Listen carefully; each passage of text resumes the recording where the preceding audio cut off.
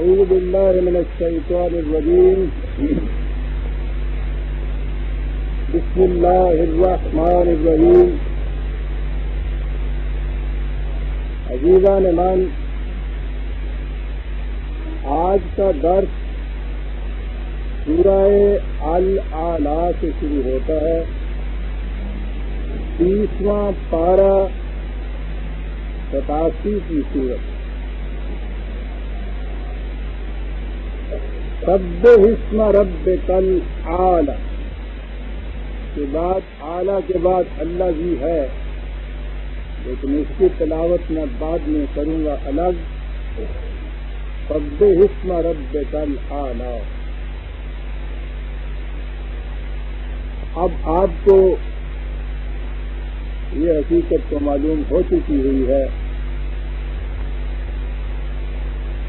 کہ قرآن کریم کی بنیادی تعلیم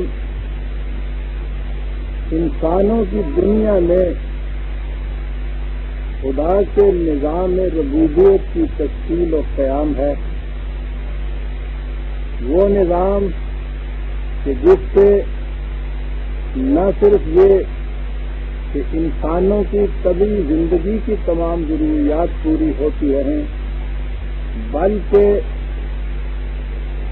انسان کو جو کچھ بنایا جانا مقصود فطرت ہے، انسان وہ کچھ بن جائے.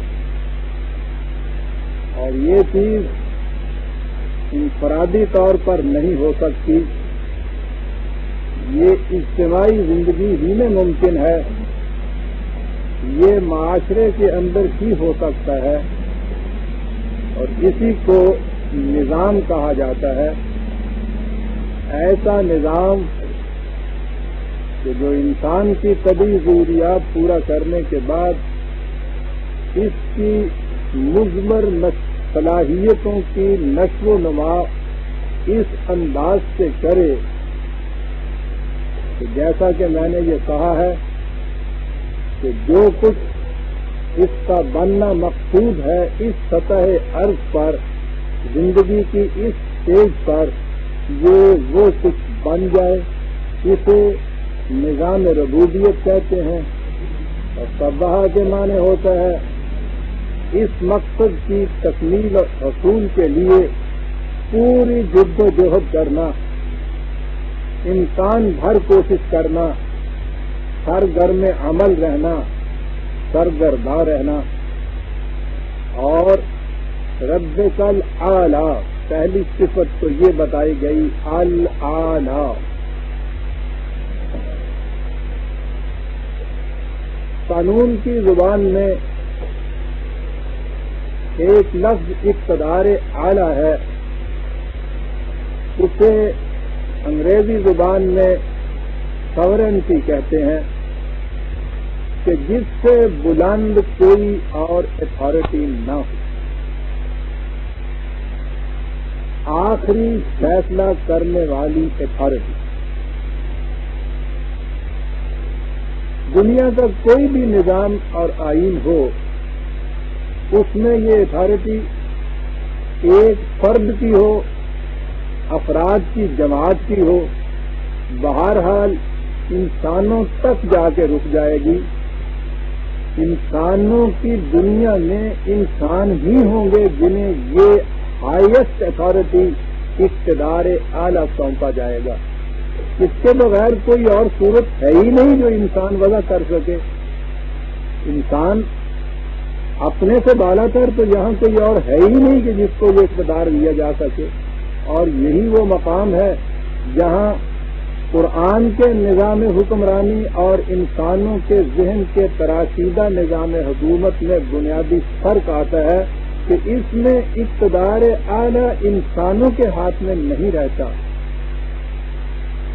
وہ کتنے ہی آپ کے ہاں کے منتخب کردہ اور برگزیدہ کیوں نہ ہوں، اس میں بہرحال ایک انسان دوسرے انسان کا محکوم ہو جاتا ہے. اور جو ہی کوئی ایک انسان دوسرے کا محکوم ہوا، احترام انسانیت ختم ہوا، اور احترام انسانیت کو جہاں کہیں ٹھیس لگی، انسانی ذات کی نشو و نما رک گئی. اور چونکہ مقصود ہی یہاں انسانی ذات کی نشو و نما ہے، اس لیے اس میں احترام انسانیت تو مقدم فریضہ پری ریکویزٹ کنڈیشن ہے، اور وہ اسی صورت میں ہو سکتا ہے کہ کوئی فرد نہ کسی دوسرے کا محتاج ہو، نہ کسی دوسرے کا معصوم ہو۔ تو معصومیت اسی صورت میں ظاہر ہو سکتی ہے کہ جب اقتدار اعلیٰ انسانوں سے اوپر کسی کے ہاتھ میں ہو، اور انسانوں سے اونچا تو خدا ہی ہو سکتا ہے، کوئی اور نہیں ہو سکتا۔ تو یہ وجہ ہے کہ قرآن نے اپنے نظام کے اندر اقتدار اعلیٰ خدا کو دیا ہے، انسانوں کو نہیں دیا۔ لیکن خدا خود آ کر تو پریزیڈنٹ کی کرسی پہ نہیں بیٹھ سکتا، اس کے اقتدار اعلیٰ کے معنی کیا ہوں گے؟ عملاً وہ کیسے ایکسرسائز ہوگا؟ یہ کوئی نظریاتی بات تو ہے نہیں، محض عقیدے کی چیز تو ہے نہیں کہ ہم نے یہ مان لیا کہ ہاں صاحب اقتدار اعلیٰ خدا کا ہے، اور اس کے بعد پھر جو کچھ نظام ہمارے ہاں چلتے ہیں وہ چلاتے چلے جائیں۔ وہ تو عملی شکل دیتا ہے، اور عملی شکل اس کی یہ ہے کہ اس نے اپنے ان قوانین اور آئین کو وحی کے ذریعے سے نازل کر کے اس کتاب کے اندر محفوظ کر دیا، اور اس کی حفاظت کا ذمہ خود لے لیا، اور اس کے بعد یہ کہہ دیا کہ من لم یحکم بما انزل اللہ فاولئک هم الکافرون۔ کافر و مومن کے اندر حد امتیاز یہ ہے کہ جو اس کے مطابق حکومت قائم کرتے ہیں وہ مومن کہلائیں گے، جو اس کے مطابق نہیں کرتے ہیں وہ کافر کہلائیں گے۔ یعنی اقتدار اعلیٰ اب خدا کا اقتدار اعلیٰ اس کے ضابطۂ آئین کے اتباع اور عطائت میں سمٹ کر رکھا گیا۔ لہذا اب الاعلیٰ ساورن اتھارٹی خدا کی کتاب کو حاصل ہو گئی، اور اب اس کتاب کو نافذ کرنے کے لیے آپ کو ایک ایجنسی کی ضرورت ہے، اسے آپ اسلامی حکومت کہتے ہیں۔ اسلامی حکومت اپنے قوانین دوسرے انسانوں پہ نافذ کرتی، وہ خدا کے دیے ہوئے اصولوں کے مطابق، آئین کے مطابق ایک نظام متشکل کرتی ہے، اور اس کی عملی جزیات کا نفاذ کرتی ہے معاشرے کے اندر۔ اس طرح سے یہ سورنٹی، اقتدار اعلیٰ وہ خدا کے ہاتھ میں رہتا ہے، اور انسانی حکومت اس اقتدار اعلیٰ کی تنفیذ کی ایک ایجنسی ہو جاتی ہے۔ تو پہلی چیز تو یہاں یہ کہہ دی کہ مقصود ہے تمہارا خدا کے نظام ربوبیت کو عملاً متشکل کرنا۔ اس میں پہلی خصوصیت یہ ہوگی کہ الاعلیٰ وہی رہے گا، اقتدار مطلق اس کے ہاتھ میں ہوگا۔ اب اس کے بعد اس خدا کی چار صفات کہیے یا اس کے پروگرام کی چار کڑیاں کہیے، اور عزیزان من یقین مانیے یہ چار کڑیاں دو آیتوں کی تین لفظوں کے اندر آئی ہوئی ہیں، اور میں پوری ذمہ داری سے یہ عرض کر سکتا ہوں کہ اگر علم کی بارگاہ میں خدا کے متعلق صرف یہ 6 لفظ قرآن کے آتے اور کچھ بھی نہ ہوتا، علم مجبور ہو جاتا اپنا سر جھکانے کے اوپر کہ یہ کسی انسان کا کلام نہیں ہو سکتا۔ اور یہ بھی پوری ذمہ داری سے عرض کر دوں کہ انسانوں کی تصنیفات تو ایک طرف رہی، دنیا مذاہب میں جن کتابوں کو خدا کی طرف آج منسوب کیا جاتا ہے، کوئی ایک کتاب نہیں ہے جس میں خدا کے متعلق یہ 4 چیزیں کہیں کہی گئی، اور چیزیں یہ وہ کہی گئی ہیں کہ 1400 سال پیشتر تو ایک طرف، 200-250 سال پہلے کا انسان بھی یہاں تک نہیں پہنچ سکا تھا۔ پہلی دفعہ انسان کے ذہن میں جو یہ بجلی کی سی چمک ذرا پیدا ہوئی، یہ 18ویں صدی کی بات ہے۔ ابھی میں عرض کرتا ہوں کہ کیا چیزیں قرآن ان 4 لفظوں میں کہہ گیا ہے۔ 4 میں نے اس لیے کہا کہ 2 تو اس میں اللہ زی آتا ہے، یعنی وہ ذات، وہ خدا اور باقی 4 رہ جاتے ہیں. سنیے کیا کہتا ہے. اللہ جی خلق فسوى والذی قدر فہدی.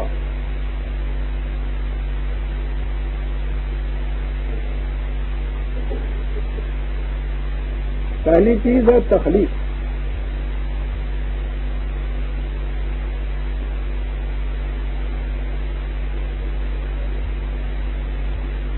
عربی زبان کی وسعت، پھر قرآن کا انتخاب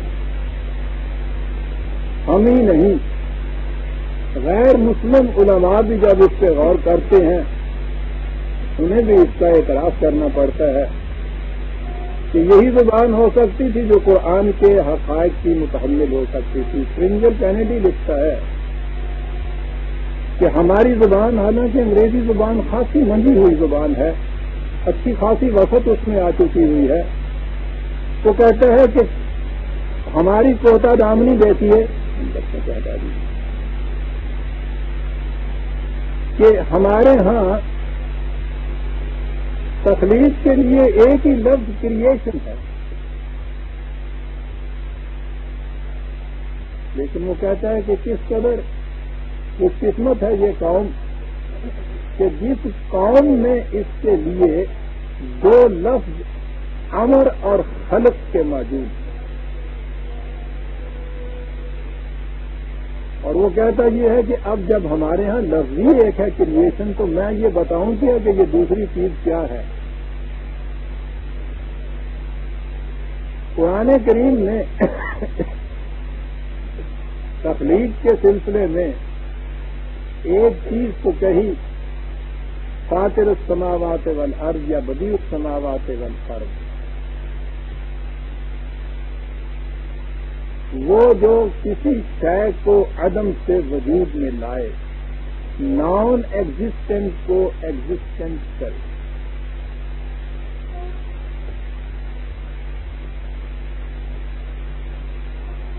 یہ کریشن نہیں قرآن کی لیے. اس کا ترجمہ اوریجینیٹر کیا گیا ہے انگریزی زبان میں.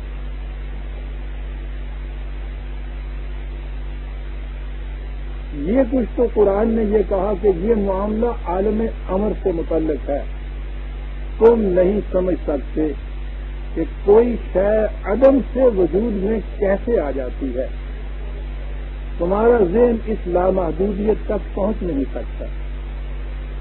لیکن اگلی چیز اس نے جو کہی ہے وہ ہے تخلیق. اور تخلیق میں نہ صرف یہی کہا ہے کہ تم اسے سمجھ سکتے ہو کہ یہ کیسے ہو جاتی ہے، بلکہ اس میں خدا کے علاوہ دوسرے خالقوں کو تسلیم کیا ہے کہ اور بھی خالق ہو سکتے ہیں. فاطر اور بدیع تو کوئی نہیں ہو سکتا. جب اس نے اپنے آپ کو احسن الخالقین کہا ہے، خالقین میں سے سب سے زیادہ حسن کارانہ انداز سے تخلیق کرنے والا، تو اس نے خالق تسلیم کیا.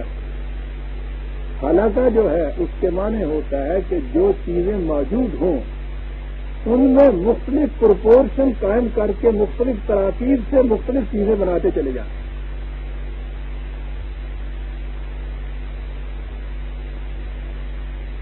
پہلی چیز اس نے یہ کہی ہے کہ اس کی صفت بنیادی یہ ہے خالقہ. فاطر تو وہ تھا،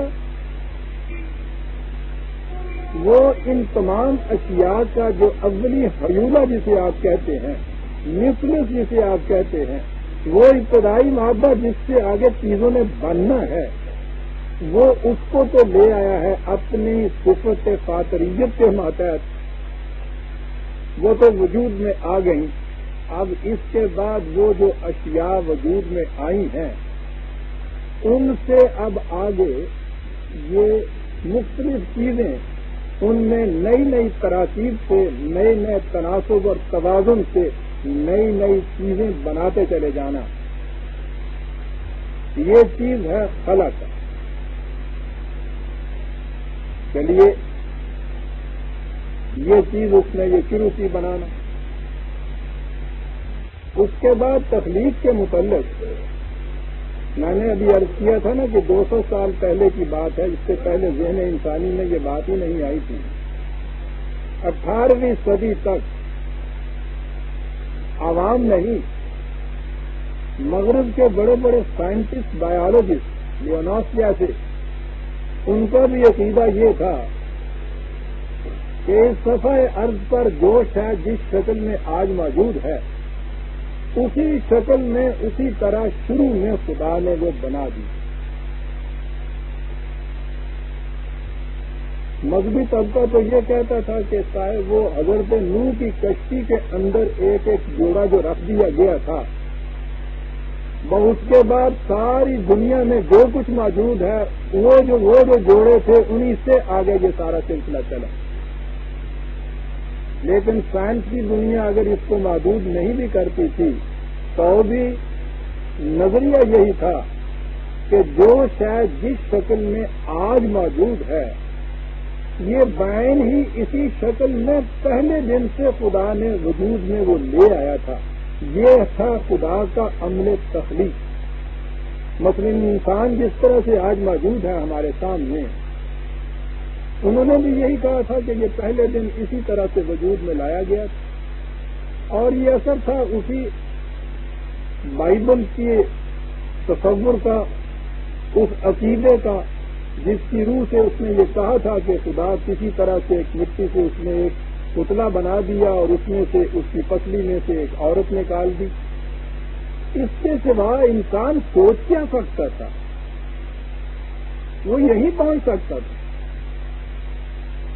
18ویں صدی تک کے سائنٹسٹ بھی یہی مانتے چلے آ رہے تھے کہ پہلی دفعہ وہاں یہ جو تحقیق ہوئی ہے ایوولوشن کی تھیوری کی، ڈارون اور اس کے اسکول کے جتنے بھی اور سائنٹسٹ تھے انہوں نے یہ کہا کہ بات یہ نہیں ہے۔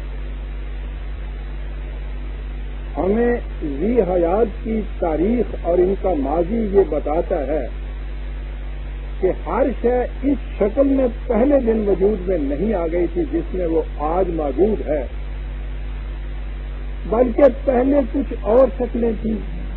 کروڈ فارم جسے آپ کہتے، عمدہ ناتراش جسے آپ کہتے ہیں، ان گھڑتی چیزیں، اور وہ بڑی بڑی تھی۔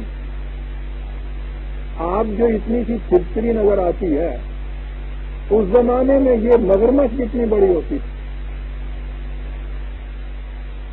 اسی طرح سے انہوں نے کہا کہ یہ چیزیں ارتقائی منازل طے کرتی ہوئی آگے آئیں، اور ہر اگلی منزل میں اس میں سے وہ جو حشو و زوائد تھا وہ چھٹتا چلا گیا، وہ کم ہوتا چلا گیا، اور اس میں اعتدال اور ہمواری پیدا ہوتی چلی گئی، اور اس طرح سے یہ ہزار 50 ہزار سال سے، اس لیے کہ یہ تاریخ تو کروڑوں سالوں تک پہنچتی ہے،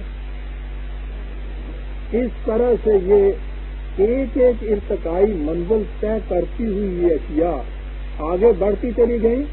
اس آگے بڑھنے میں یہ جو ان کے ہاں کے یہ مادی باڈیز تھیں ان کے اندر تو تراش خراش ہوتی چلی گئی، اور ذہنی طور پر یہ زیادہ ارتقاء میں پیدا ہوتا چلا گیا۔ انٹلیکچولی جسے آپ کہیں گے یہ زیادہ بلند ہوتی چلی گئی، اور فزیکل میٹر جو ان کے ساتھ تھا، تبھی مادہ جسے آپ کہتے ہیں یہ چھٹتا چلا گیا، یہ حشو و زوائد اس میں سے الگ ہوتا چلا گیا، اور یوں ان میں اعتدال آتا چلا گیا اور آگے بڑھتا چلا گیا۔ خلاقہ کے بعد اگلا لفظ ہے فتوا، اور اس کے معنی ہوتے ہیں حشو و زوائد کو پاک کرتے ہوئے کسی چیز میں اعتدال پیدا کر دے۔ عزیزان من، ایک لفظ ہے اور آپ دیکھیے کہ اس کے اندر علم کی ایک دنیا سمو کے رکھی۔ کسی کا ذہن میں ادھر جا سکتا تھا 1400 سال پہلے، کسی انسان کا ذہن، کہ یہ عمل تخلیق اس طرح سے ہوا کہ پہلے تو وہ فاطر تھا، وہ حصہ تو عالم امر سے رہا، اشیاء وجود میں آئیں، ان کی مختلف تراکیب سے مختلف چیزیں متشکل ہوئیں۔ ابتدائی ان کی تشکیل کی شکل بڑی کروڈ فارم کی تھی، اور پھر ان کے اندر ریفائنمنٹ شروع ہوئی، آہستہ آہستہ یہ چھلنیوں میں سے اس کو گزارنا شروع کیا، حشو و زوائد پھٹتا کٹتا چلا گیا، اعتدال بڑھتا چلا گیا، اور یوں موجودہ چیزیں جو ہمیں نظر آتی ہیں اس طرح سے یہ یوں متشکل ہوئی اور یہ سلسلہ خنوس جاری۔ خلق فسوی، پھر اتنا ہی نہیں کیا، والذی قدر، پھر اس نے ہر شے کے لیے پیمانے مقرر کر دیے۔ تقدیر جسے کہتے ہیں وہ کسی شے کا پیمانہ ہوتا ہے۔ پیمانہ ہی وہ ہے کہ جسے آپ اس شے کی ڈیسٹنی کہتے ہیں، کہ اس نے آخر الامر ان ارتقائی مراحل میں سے گزرتے ہوئے آخر الکار کون سی شکل اختیار کرنی، کہاں تک پہنچنا ہے، یہ جو اس کے امکانات کی وسعت کی آخری حد ہوتی ہے اسے اس شے کی تقدیر کہا جاتا ہے۔ قدرہ کے معنی ہی ہوتا ہے کسی پیمانے اور اندازے کے مطابق کسی شے کو ماپ دینا۔ یہ تصوع کے بعد، تصویہ کے بعد حشو و زوائد کو زائل کر کے اس کو ان شکلوں میں دینے کے ساتھ کہا قدر، ہر شے کا ایک پیمانہ اور میئر مقرر کر دیا کہ اس میئر کے مطابق وہ یہ کچھ بنتی ہوئی چلی آ رہی ہے، اور ایک آخر میں آ کر ڈیسٹنی کا لفظ جسے کہا جاتا ہے یہ ہے اس کی آخری تقدیر جسے کہیں گے۔ جیسے اس صفحہ ارض کے اوپر انسان کی یہ موجودہ ارتقائی منزل جو ہے یہ اس صفحہ ارض کے اوپر اس کی فزیکل لائف کی ایک ڈیسٹنی چاہیے، انسان کی زندگی کی نہیں، یہ تو آگے بڑھنے والی چیز ہے، اور یہ سارا کچھ ایک خاص پیمانے کے مطابق ہوتا چلا جاتا ہے۔ یہی پیمانے ہیں جنہیں خارجی دنیا کے اندر آپ قوانین فطرت کہتے ہیں۔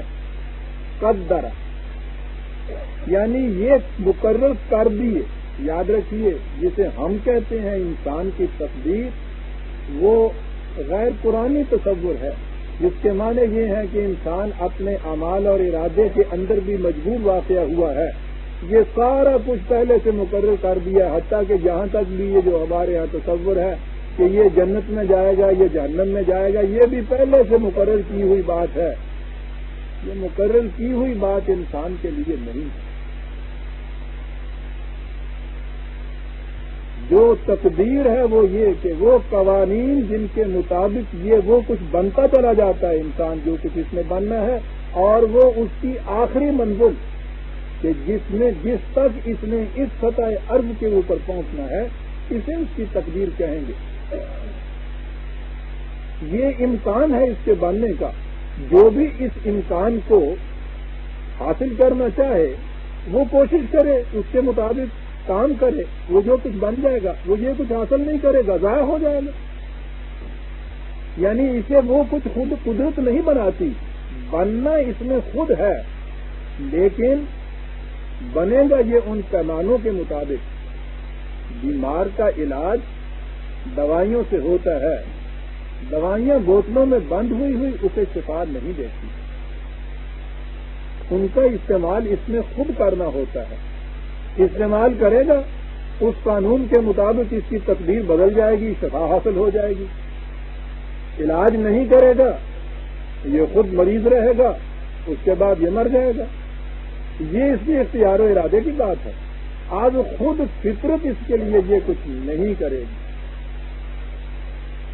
اور یہ چیز اگلے ہی لفظ کے اندر طے کر دی، قدر فہدا، ہر شے کے اندر یہ چیز رکھ دی کہ تم نے کون سے راستے پہ چلنا ہے کہ تم اپنی تقدیر تک پہنچ جائے۔ قرآن نے کہا ہے کہ کائنات کی ہر شے کے اندر اس نے وحی کر دی ہوئی، یہ وحی وہی ہدا ہے، راستہ دکھا دینا اس سے۔ یہ راستے دکھانے کا عمل جو ہے فطرت کی طرف سے ایسا عجیب و غریب ہے کہ جو انسان بھی، جو سائنٹسٹ بھی اس میدان میں تحقیق کر رہے ہیں، انہوں نے ایک ایک شے کو لیا ہے، عمریں صرف کر دی ہیں ان کو اسٹڈی کرتے ہوئے، اور اس کے بعد وہ جس نتیجے پہ پہنچے ہیں میں حیرت رہ جاتے ہیں کہ کس طرح ہر شے کے اندر وہ سارے قانون داخل کر دیے گئے ہیں جن کے مطابق انہوں نے وہ کچھ بننا ہے جو کچھ بننا ان کا مقصود ہے۔ خارجی کائنات میں نباتات ہوں یا حیوانات، ان کی طرف رسول نہیں آتے، ان میں سے ہر شے اور شے کے ہر فرد کے اندر یہ چیز رکھ دی گئی ہے۔ وہاں ہدایت کا سلسلہ یہ ہے، وہ جیسا کہ میں کہا کرتا ہوں، مرغی کے نیچے آپ کچھ انڈے رکھیے، مخلوق مرغی کے بھی، بطخ کے بھی، وہ اس کو سے گی، اس میں سے جس دن بچے نکلیں گے، وہ بچے آنکھ کھولتے ہی بطخ کے بچے بھاگ کے پانی کی طرف چلے جائیں گے، مرغی کے بچوں کو آپ گھیر کے بھی پانی کی طرف لائیں گے تو وہ لوٹ کر کشتی کی طرف چلے جائیں گے۔ کون سے رسول نے ان کو یہ تبلیغ کی؟ کون سے استاد نے ان کو یہ سکھایا؟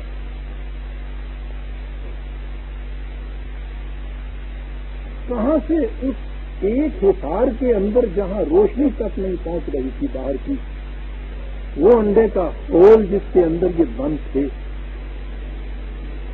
اس کے اندر ان دونوں کو الگ الگ تعلیم کس نے دے دی؟ اور پھر یہ دونوں یا مرغی کے بچے آپ نے دیکھا ہوگا،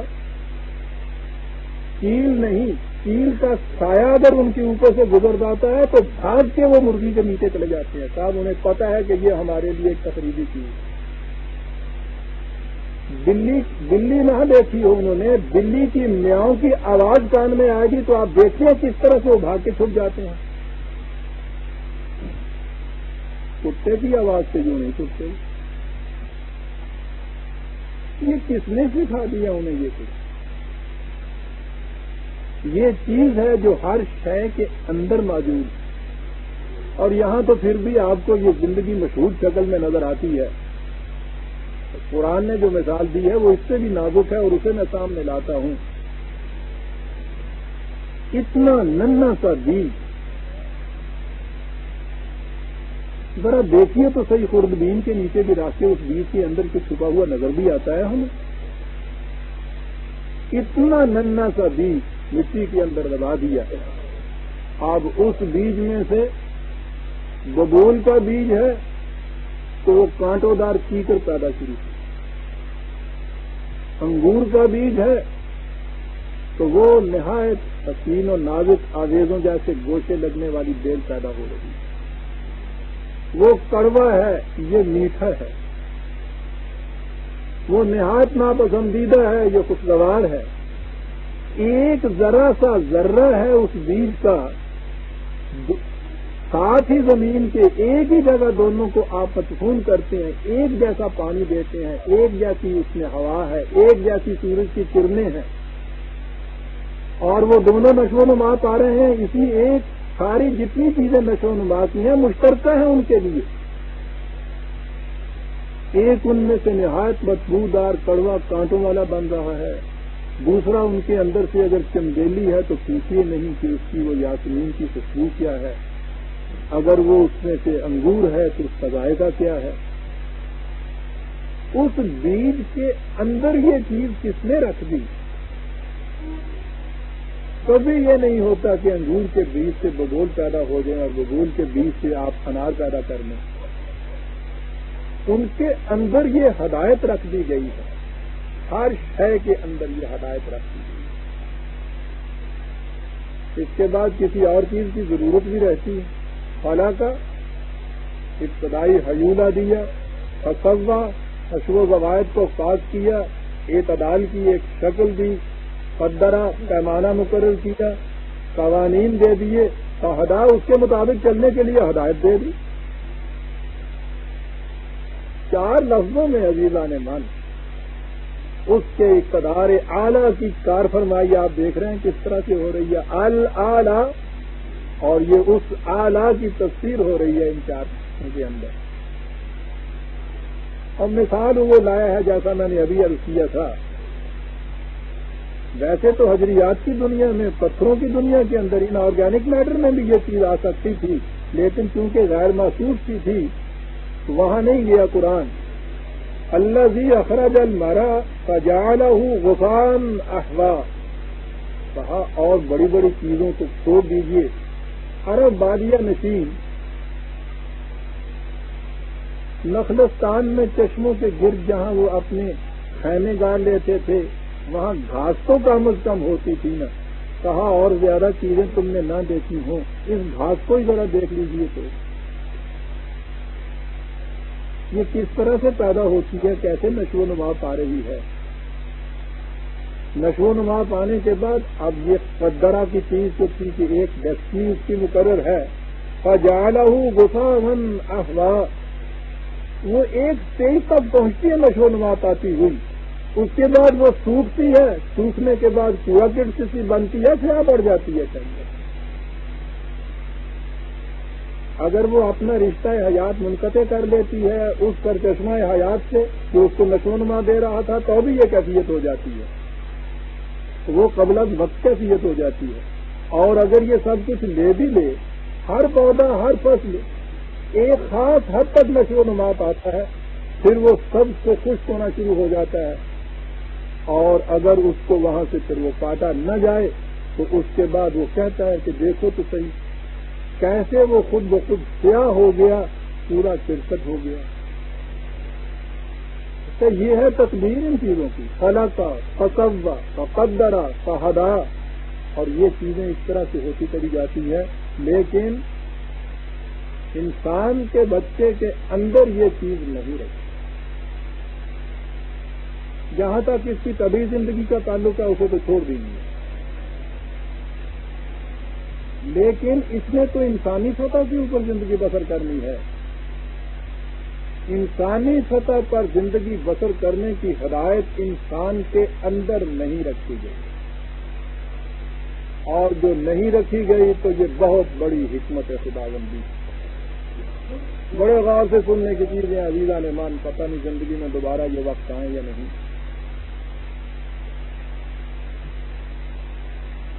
کائنات میں جس شے کے اندر ہدایت رکھ دی گئی ہے، جس کے اندر وحی کر دی گئی ہے، وہ مجبور ہوتی ہے اس ہدایت کے مطابق زندگی بسر کرنے کا. کائنات کی کسی شے کو اس کا اختیار نہیں دیا گیا کہ وہ اس ہدایت کی خلاف ورزی کر سکے جو اس کے اندر رکھ دی گئی ہے. کر سکتی ہی نہیں، مجبور ہے، صاحب ارادہ نہیں ہے. کائنات کی کسی شے کے متعلق نہیں کہا گیا فمن شاء فلیؤمن فمن شاء فلیکفر. تم میں سے جس کا جی چاہے اس کے مطابق چلے، جس کا جی چاہے اس راستے کو چھوڑ کے اس کے خلاف چلے. اس ارتقاء کی منزل میں انسان وہ گلے سر تب جہاں پہنچ کے یہ چیز اس کو یہ حاصل ہو گئی ہے کہ یہ ہے قانون. اب جس کا جی چاہے اس کے مطابق چلے، جس کا جی چاہے اس کے خلاف چلے. اگر انسانوں کے اندر یہ قانون رکھ دیا جاتا تو انسان بھی خارجی کائنات کی اشیاء کی طرح مجبور ہو جاتے، شر سے انسانیت محروم ہو جاتی. اس کا اختیار و ارادہ ہی تو ہے جس نے اسے اس کائنات میں سب سے زیادہ اعلیٰ مقام کے اوپر کھڑا کر دیا. ساری کائنات میں صاحب اختیار و ارادہ خدا، اور اس کے نیچے اس صفحہ عرض کے اوپر انسان. اور یہ اسی لیے ہے کہ اس کے اندر نہیں یہ چیز رکھ دی گئی. پھر یہ کیسے ملے گی؟ خدا کی طرف سے وحی کے ذریعے ایک فرد کا وہ انتخاب کرتا تھا، اس کی طرف یہ وحی بھیجتا تھا. اس کی یہ پیدا کردہ تخلیق نہیں تھی، خدا کی طرف سے نازل کردہ وحی تھی. وہ اسے دوسرے انسانوں تک پہنچاتا. یہ جتنے قوانین اشیاء کے اندر ودیت کر کے رکھ دیے گئے وہ ایسے محفوظ ہیں کہ کوئی خارجی اثر ان کے اوپر اثر انداز ہو ہی نہیں سکتا. یہ جو وحی دی گئی تھی اسے بھی اس قسم کا ہونا چاہیے تھا کہ اس کے اندر سے نہ تو کوئی چیز بھلائی جا سکے، نہ اس میں سے کوئی چیز ترک کی جا سکے، نہ اس میں کسی چیز کی آمیزش ہو سکے. جبھی اس کو حق حاصل تھا نا قانون بننے کا. قانون میں اگر کوئی غیر چیز کی آمیزش ہو جائے تو وہ قانون رہتا ہی نہیں ہے. اس قانون کو، اس ہدایت کو اس قسم کا ہونا چاہیے تھا. کہا انسانوں کی طرف یہی ہدایت کا جو سلسلہ تھا، فہدا کا سنک ریو کا فلا تنسا. یہ چیز اے رسول ہم نے تمہیں دی ہے. اب یہ جو لفظ ہے نا سیرت جسے ہم کہتے ہیں، کرا جہاں سے لفظ ہے، قرآن جہاں سے یہ لفظ بنا، معنی عام اس کے پڑھنا کیا جاتا ہے. اس کے بنیادی معنی پڑھنے کے نہیں ہوتے. اس کے معنی ہوتے ہیں کسی شے کو جمع کر کے محفوظ کر دینے.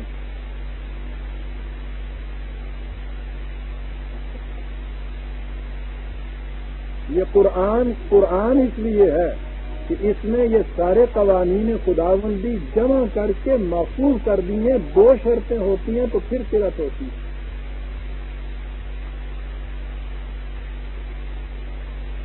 تنوکرے کا یہ وہی یہ ہدایت جو انسانوں کے لیے ہے. یہ اے رسول ہم تمہیں دے رہے ہیں. پہلی چیز تو یہ کہ اس کو ہم جمع کریں گے.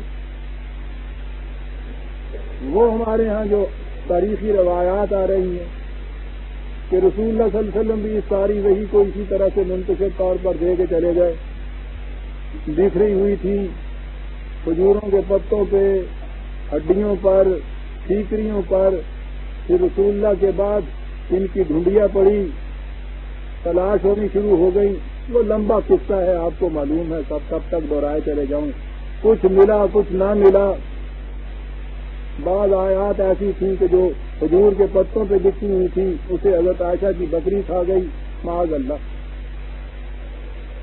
وہ یہ لفظ سیرت کے اندر ساری چیز موجود ہے. عزیزان مان، قرآن تو اس طرح سے جامع واقعہ ہوا ہے، اس کے الفاظ کے اندر یہ چیز موجود ہے. جمع کرنا اور محفوظ کرنا دونوں اس لفظ قرآن کے لغوی معنی یہ ہیں.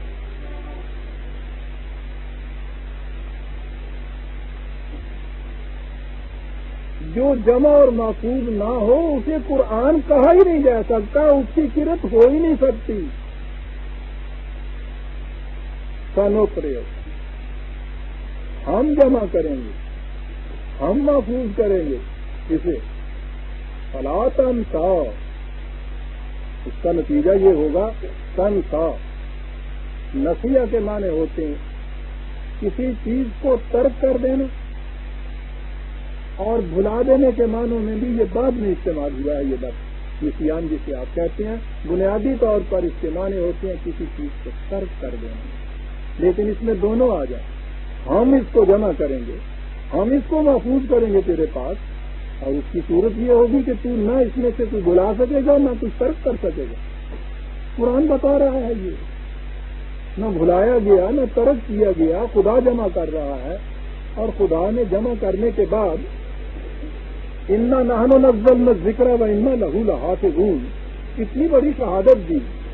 ہم اس کو نازل کر رہے ہیں، ہم اس کے محافظ ہیں. حافظون کہہ دیا، یعنی سیدھا یہاں آپ دیکھتے ہیں فاعلن کا استعمال کیا قرآن نے.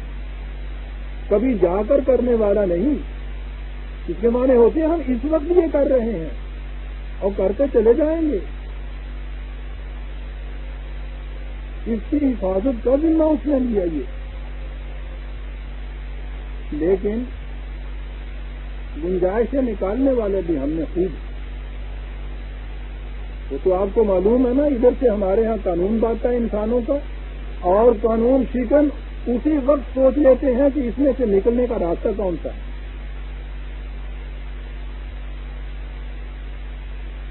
یہ قانون سیکھنے کی وارداتیں تو بہت کم ہوتی ہیں. یہ اویژن آف لا جسے کہتے ہیں نا، یہ ہوتا ہے معاشرے میں جو عام ہوتا ہے، اس میں سے راستہ نکلتا ہے.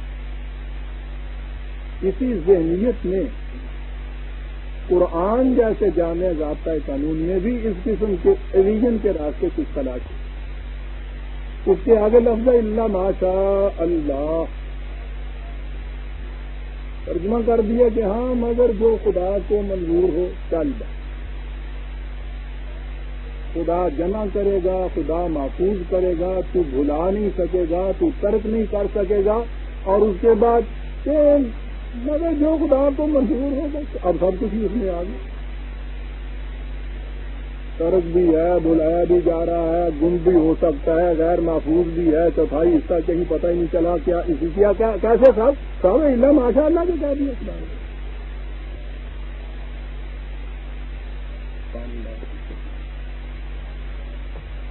اللہ ماشاء اللہ.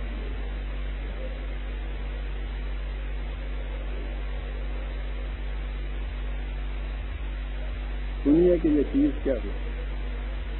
پہلی چیز تو اگر یہی لی جائے تو وجود اس کے کہ اگر خدا کی مشیت سے یوں ہے نا اس کا جو ترجمہ کیا جائے گا. پہلی شاید تو یہ ہو گئی دیکھنے کی یہ بات ہے کہ قرآن نے کہیں یہ بات بتائی ہے کہ کیا خدا کی مشیت کچھ اس قسم کی تھی کہ اس میں سے کچھ بھلا دیا جاتا ہے، اس میں سے کچھ ترک ہو جاتا ہے.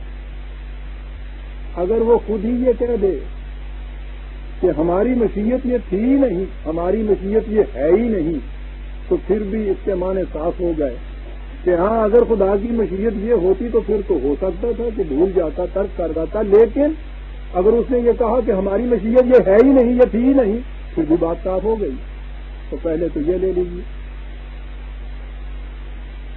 سورہ بنی اسرائیل کے اندر وَلَئِن شِئْنَا وہی لفظ مشیت وَلَئِن شِئْنَا لَنَذْهَبَنَّ بِالَّذِي أَوْحَيْنَا إِلَيْكَ. اگر ہماری مشیت میں یہ بات ہوتی تو ہم یقیناً جو کچھ تیری طرف ذکر کیا گیا ہے اس میں سے کچھ لے جاتے اللہ رحمت من ربک. لیکن نہیں، یہ تو ہم نے بطور رحمت تمہیں دیا ہے تو اس میں سے لے جانے کے کیا مانے؟ خود ہی اس نے بات صاف کر دی. 17/86 17/86 یعنی خود ہی یہ کہہ دیا کہ اگر یہ ٹھیک ہے ہماری مشیت میں ہوتی ہم نے دیا تھا ہم لے جاتے. اگر ہماری مشیت میں یہ ہمارے قانون میں یہ بھی ہوتا کہ دیا ہے اس میں سے کوئی لے جانا ہے تو اس میں کون سی بات. لیکن ایسی صورت نہیں ہے، یہ ہماری مشیت ہی نہیں تھی. مشیت یہ تھی کہ اس کو محفوظ کریں، اس کو جمع کریں، محفوظ کریں. فلا تنسا، تو نہ خود بھول سکے نہ ترک کر سکے. اب یہ رہا کہ یہ اللہ ماشاء اللہ، میں جو کہا کرتا ہوں کہ دشواری یہ پیش آ جاتی ہے کہ عربی زبان کی یہ چیز، قرآن کے یہ الفاظ، مفہوم اس کا ہم اپنے ہاں اردو پنجابی میں لیتے ہیں، تب دوسری زبانوں میں لیتے ہیں. اب ہمارے ہاں اللہ ماشاء اللہ کے زمانے وہ جیسے انشاءاللہ کے ہوتا ہے نا، وعدہ کیا ہے اس کے بعد آؤ گے نا 4 بجے انشاءاللہ کے معنی یہ ہوتے ہیں کہ ساتھی نہ مان لینا.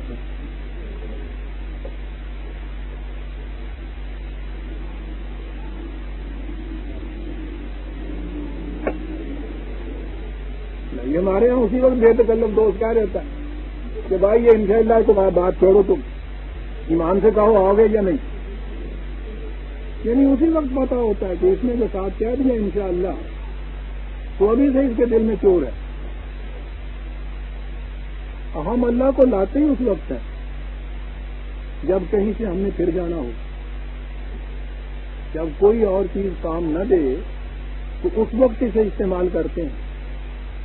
قرآن نے یہ کہا ہے کہ ان لوگوں کو دیکھو کہ یہ خدا پہ جو ایمان لاتے ہیں تو انہوں نے خدا کو زہرا بنا رکھا ہے.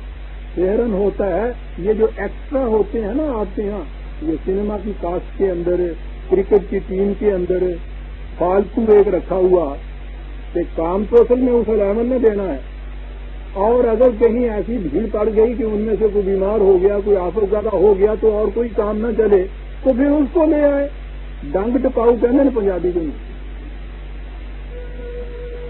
قرآن کہتا ہے کہ انہوں نے خدا کو ڈنگ ٹپاؤ بنا رکھا ہے. کام تو چلاؤں آگے نا اپنی تدبیر جتھے ویختے ہیں نا کہ وہ کوئی کام نہیں ہوں دینی آگی پھنس چکے آگے ہیں اتنے اے اللہ نو گاہ کر دیں. ایسے بھیجی خدا کا کیا کیا جائے سمجھ میں بات نہیں آتی. کوئی چور رہنے نہیں دیتا ہمارے اندر تک. سوچیے تو صحیح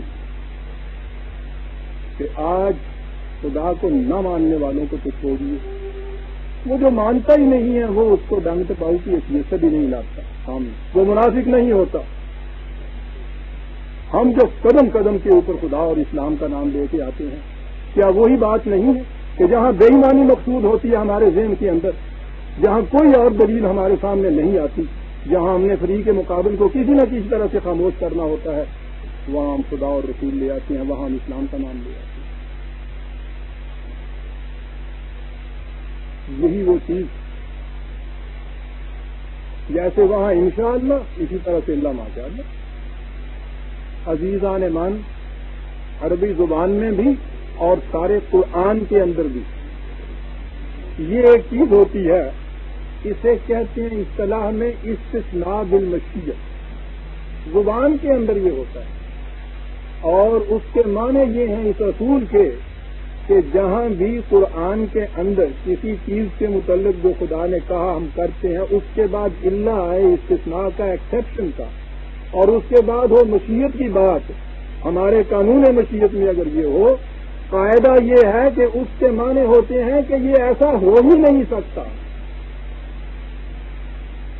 اور اس کی دلیل وہ یہ دیتے ہیں استثناء بالمشیت کی کہ وہ خدا کہنا یہ چاہتا ہے کہ یہ چیز اب خود ایسے نہیں تھی کہ یہ یوں نہ ہو جاتا, ہماری مشیت تھی کہ یہ اس طرح سے ہو, اس طرح سے اس لیے ہو کر رہے گا, اس کے خلاف نہیں ہوگا. اللہ ماشاء اللہ وہاں بولتے ہیں یہ, اور قرآن کریم میں جہاں جہاں یہ ہے نکال کے دیکھیے وہ مقام. اس کے یہ معنی نہیں کہ اس میں ایکسیپشن دی ہوئی ہوتی ہے کہ یہ تو نہیں کر سکتا اللہ ماشاء اللہ, مگر جیسا ہم چاہیں بھائی پھر اس کے بعد جو ہم چیزیں نہ کرتے, یہ نہیں ہوتا. اللہ ماشاء اللہ استثناء بالمشیت کے معنی ہوتے ہیں کہ یہ ایسا اگر ہو سکنے والا ہوتا تو ہم اس کو ایسا بناتے ہی نہیں. یہ ہماری مشیت میں تھا ہی نہیں کہ ایسا ہو, اس لیے التزاماً استمراراً ایسا ہی ہوگا. یعنی جو چیز ایک ہے کو اتنا پختہ کرنے کے لیے جو لفظ استعمال ہوئے تھے, انہی الفاظ سے ہم یہ معنی لیتے ہیں کہ لما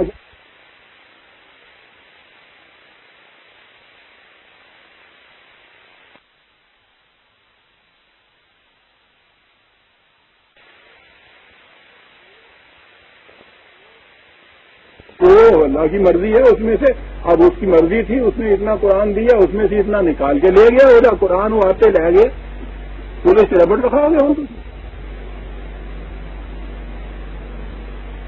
مینا سزد خدا اللہ ماشاء اللہ. اگر وہ ہونا ہوتا تو ہم ایسا کرتے ہی نہیں. تم جانتے ہی نہیں ہماری مشیت کیا ہوتی ہے. مشیت ہمارے ہاں کی معاذ اللہ مہاراج رنجیت سنگھ دے حکم نہیں ہوں ہے, کدی یوں کرتا کدی یوں کر دیتا. مشیت تو خدا کے اس قانون کا نام ہے جو عالم امر کے اندر بنتا ہے. وہی قانون جو عالم خلق میں آ جاتا ہے اسے وہ سنت کہتا ہے اپنی.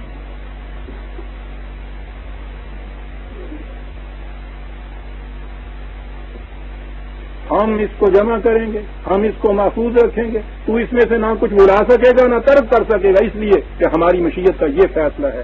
یہ ترجمہ ہے برادران عزیز آیات. قرآن کا ایک ایک حرف اپنی اصلی شکل کے اندر ان دفعتین کے اندر محفوظ چلا آتا ہے جو ہمارے پاس آج موجود ہے. اسی ترتیب کے ساتھ اسی طرح کتاب کی شکل میں مدون مرتب محفوظ جمع کیا ہوا نبی اکرم صلی اللہ علیہ وسلم نے دیا امت کو, اور اس وقت سے آج تک اسی طرح سے چلا آ رہا ہے اور چلا جائے گا کہ جس کی حفاظت کا ذمہ خود خدا لے, دنیا کا کوئی حادثہ اس کے اندر کوئی تبدیلی نہیں پیدا کر سکتا. اور اگر کسی کو اس چیز کے اوپر بھی شک ہے اور یہ ایمان نہیں ہے تو پھر وہ ساری قرآن کے اوپر ہی ایمان اٹھ جاتا ہے. اس پر سوال ہی نہیں پھر کہ کیا آیا تھا کیا باقی رہ گیا. باقی مذاہب کی کتابوں کے اوپر سارا اعتراض ہی ہمارا یہ ہے. ورنہ ان کے من جانب اللہ ہونے پہ ایمان تو ہمارا ہے قرآن کی روح سے. وہ ایمان یہ ہے کہ وہ اپنے نبی کے اوپر تو صحیح اپنے اصلی شکل میں اتری تھی، اس کے بعد وہ اس شکل میں محفوظ نہیں رہی، جبھی تو اس دوسری کتاب کی ضرورت پڑی. اور اگر اس کے متعلق بھی یہ ہمارا ایمان ہو کہ یہ بھی وہ اوریجنل جو تھی وہ نہیں رہی، تو ان کے ہاں تو پھر بھی گنجائش تھی کہ وہ اس سے اپنے نبی کے بعد ایک دوسرے نبی کے آنے کا انتظار کرتے تھے. وہ کہتے تھے کہ اگر نہیں رہی تو خیر چند دن کی بات ہے، ایک اور رسول نبی آنے والا ہے، وہ آ کے اس کو پورا کر دے گا. آپ سوچئے کہ آپ کہاں کے رہے. عقیدہ یہ کہ وہ کتاب اصلی موجود نہیں رہی، دوسرا عقیدہ یہ کہ نبی اب کوئی آنا نہیں ہے. آپ لوگ تو ان سے بھی کیا گزرے ہو گئے. ختم نبوت کے معنی یہ تھے کہ جو کچھ خدا نے انسانوں کی ہدایت کے لیے بھیجنا تھا، ایک تو یہ کہ مکمل ہوتا، تمت کلمۃ ربک صدقا وعدلا، مکمل ہوتی وہ ہدایت، اس لیے کسی سپلیمنٹری کی ضرورت نہ پڑتی کسی آنے والے کی کہ وہ اضافہ اس میں کرے گا. پھر یہ ایسی اصولی ہوتی کہ زمانوں کے تبدیلی احوال سے اس کے اندر کسی تبدیلی کی ضرورت نہ پیش آتی. کہا لا مبدل لکلمات، کوئی اس میں تبدیلی نہیں کر سکے جاتا. مکمل ہو گئی، تبدیلی کی ضرورت نہیں. تیسری چیز یہ ہو سکتی تھی کہ تھی تو یہ ایسی، لیکن یہ اپنی اصلی شکل میں رہی نہیں. کہا کہ نحن لہ حافظون انا لہ لحافظون، ہم اس کی محافظت کرنے والے. مکمل، غیر متبدل، محافظ خود خدا اس کا. جب یہ چیز ہو جائے تو اس کے بعد آپ سوچئے لاجیکل اس کا کانسیکوینس یہ ہے، منطقی نتیجہ یہ ہے کہ نبوت ختم ہو جائے.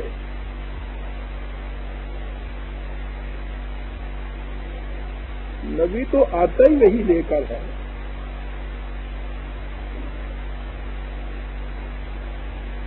لیکن اب اس کا کیا علاج کے ساتھ وہ نبی ایک ڈیفینیشن ہی ایک اور بدل گئی کہ جی وہ نبی تو آتا ہے وہی نہیں لاتا.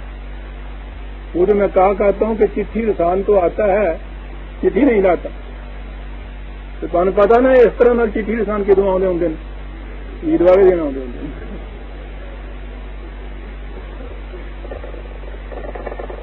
کوئی عیدیاں لے آتے نا پھر ہو جائے.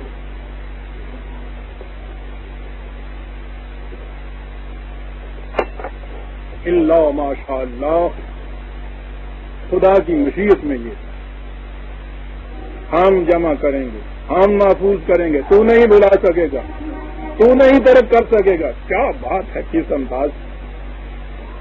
اگر ایسا ہو سکنا ہوتا تو ہماری مشیت کچھ اور کرتی. اللہ ماشاء اللہ، ہماری مشیت یہ تھی کہ ایسا نہیں ہو سکے گا. دیا کہے کے لیے یہ انہ یعلم الجہر وما یخفی. ایک تو انسان کی وہ خصوصیات ہیں، اس کی وہ صلاحیتیں ہیں جو سامنے ہیں. کبھی زندگی کی وہ ساری سامنے ہوتی ہیں. کہا کچھ اس کی ایسے بھی امکانات ہیں، پوٹینشیلٹیز ہیں جو چھپی ہوئی ہیں، جو مضمر ہیں، مشہود ہو کے سامنے نہیں آئی. پیدائش کے ساتھ ہی یہ نہیں ہوا، وہ انڈیولپڈ ہیں، ان کی ڈیولپمنٹ کی ضرورت ہے. یہ انسان کی وہ صلاحیتیں جو یکفا ہیں، جو مضمر ہیں، انڈیولپڈ ہیں، چھپی ہوئی ہیں، پوٹینٹ فارم کے اندر ہیں، لیٹنٹ ہیں، ان کو ایکچوئلائز کرنا بھی ہمارے پروگرام میں تھا. ان صلاحیتوں کی نشو و نما کے لیے جو قانون دینا تھا وہ ہے قرآن کے اندر جو ہم نے دیا تھا. ورنہ جو جا رہا ہے اس کے لیے تو ضرورت ہی نہیں تھی قانون کی.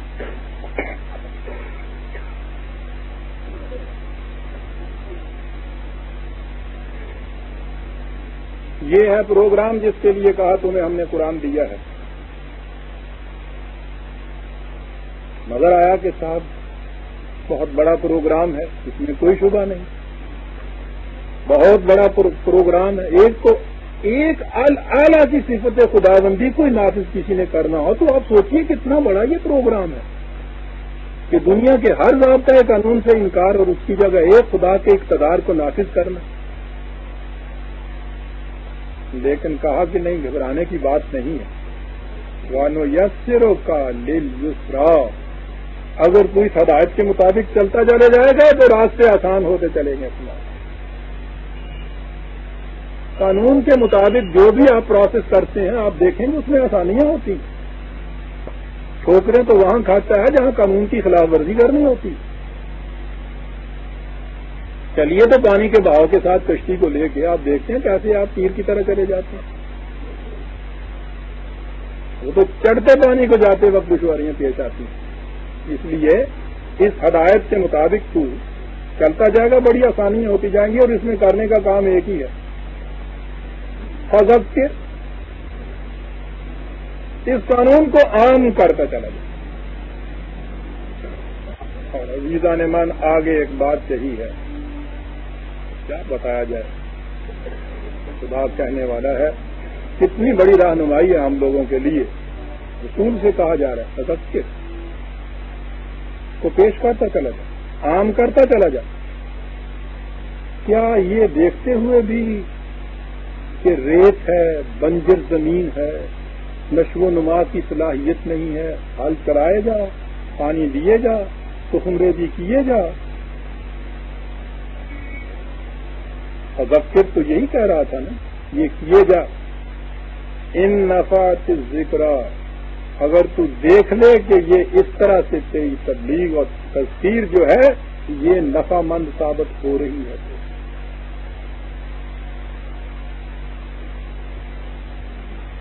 جب کسی مقام پہ کسی گروہ میں یہ دیکھے کہ وہاں کیفیت یہ ہو رہی ہے کہ وہ اپنوں خلت سے کام ہی نہیں لینا چاہتے. جو بات تو کہتا ہے کہ نہیں صاحب، وہ کہتے ہیں کہ ہم نے نہ وجنا آبانا علیہ، ہم نے اپنے باپ دادا کو ایک روش پہ پایا تھا اور ہم تو اسی کے اوپر چل کے جائیں گے. اس مقام پہ قرآن کہتا ہے، رسول سے یہ کہتا ہے کہ اب ان کو تم حسن کارانہ انداز سے چھوڑ کے الگ ہو جاؤ، اس لیے کہ یہ تو اسے نفع بخش ہو سکتا ہے. ہاں یک دک کرو نہیں یک شاؤ، جو اس سے خوف کھاتا ہے کہ اگر میں نے قانون کی خلاف ورزی کی تو اس سے کتنی تباہیاں آ جائیں گی، وہ تو اس سے کچھ فائدہ حاصل کر سکتا ہے. عزیزان من، جو شخص ارادہ کر کے چلا ہو خودکشی کرنے کا اور جا رہا ہو ڈوبنے کے لیے، اسے جو آپ کہیں کہ آگے قدم نہ بڑھانا، پانی ڈوبو ہے، وہ کہے گا میں تو لگ گئی پھر میں ڈوبوں پانی. اس کے لیے دعائی دیتے پھرنا بچ جا بچ جا. یک زک کرو نہیں یک شاہ، جو تباہی سے ڈرتا ہے، جو زندہ رہنا چاہتا ہے، تم ذرا مان کہنا ہے یہ قرآن نے کہا ہے، تو اسی کو خطرات سے آگاہ کر سکتا ہے جو زندہ رہنا چاہتا ہے. خوشی کرنے والے کو کہنا سنکھیا مولک ہوتا ہے. وہ چاہتا ہو کہے گا اچھا جی تم نے یہ بتا دیا کہ کہیں یہ ایڈلٹریٹڈ ہوتا تو میں کھا لیتا، مرتا ہی نہ. ہاں جی، سنکھیا بھی تو اب خالص نہیں ملتا نا، کہتے ہیں. وہ تو وہاں چیخ اٹھا تھا کہ ڈوبنے جاؤں تو دریا ملے پایاب مجھے، لیکن پایاب تو نظر تو آ جاتا تھا نا کہ یہاں نہیں ڈوب سکتا. لیکن کتنی دشواری اس کی تھی. یہاں آج ہوتا تو ٹکر مار کے مر جاتا کہ سینکیا کھاؤں تو پتا چلے کہ صاحب مصری کی بنی تھی، اصل میں چنکیا تھا ہی نہیں. جو خودکشی کرنے کے لیے جائے اس کو ڈرانے سے فائدہ کیا. کتنی عجیب چیز یہ کہہ دی، فذکر ان نفعت الذکریٰ. جب تو دیکھے کہ ہاں یہ چیز فائدہ دے رہی ہے، اثر پیدا کر رہی ہے، وقت تک کر. اور جب یہ دیکھے کہ اب یہ ماحول اتنا خشک ہو چکا ہے کہ اس کے اندر سے اب کوئی انسان باقی نہیں رہا، ان کے اندر سے انی ذاہبون اللہ کہہ کے چل، میں چلا اپنے رب کی طرف. رب تو وہاں بھی تھا جہاں یہ بیٹھے ہوئے تھے. کہاں چلا رب کی طرف؟ اس فضا کی طرف میں چلا ہوں جس میں قبول صلاحیت ہے قبول کرنے کی. اس کے لیے مساعد فضا کی طرف چلا جاتا ہے. اس وقت پھر یہ دائی جو ہوتا ہے وہ ساری عمر پاؤں توڑ کے وہی نہیں بیٹھا رہتا کہ صاحب میرا کام تو بس اس کو کہے چلے جانا ہے. اب ان کا کام ہے مانے نہ مانے سمجھیے کہنا بھی کبچ میں تھوڑا جانا ہے. یہ بات نہیں. فذکر ان نفعت الذکر فیذکر من یخشی ویتجنبها الاشقی الذی یصلی النار الکبری. اور اس سے اعراض برتے گا منہ موڑے گا وہ کیا لفظ کہا ہے اشقا، وہ جو خود اپنے آج کو زندگی کی خوشگواریوں سے محروم رکھنا چاہتا ہے.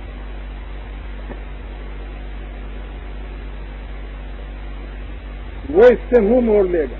اور جو منہ موڑ کے چل دے تیرے سامنے سے اسے کیا فائدہ دے گی تمہاری یہ ساری نصیحت؟ وہ جائے گا دیکھو جہاں سے منہ موڑ کے چلا اور یہیں سے آواز دی کہ دیکھو یہ چلا ہے کہاں جائے گا؟ سیدھا جائے گا جہنم کے گڑھے کے اندر. نار الکبری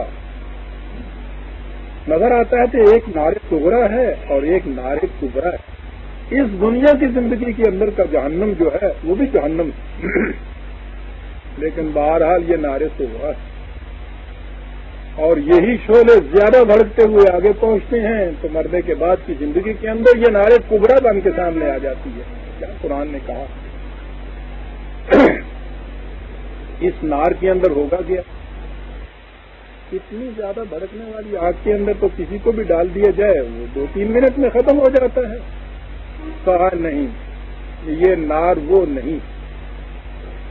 نار اللہ الموقدۃ التی تطلع علی الافئدہ. یہ نار یہ آگ وہ ہے جس کے شعلے دلوں کو لپیٹ لیا کرتے ہیں اور جس آگ کے شعلے دلوں کو لپیٹتے ہیں اس میں کیفیت یہ ہوتی ہے کہ لا یموت فیہا ولا یحییٰ. اس میں نہ زندہ ہوتا ہے نہ مرتا ہی ہے انسان.